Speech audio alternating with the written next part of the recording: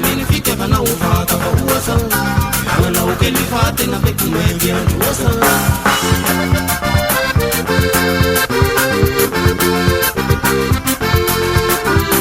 agnanao keliny fitiavanao ro matomosely agnanao keliny fitiavanao ro akalakely agnanao keliny fitiavanao vatavaoasa agnanao kely fa tena beko mety androasa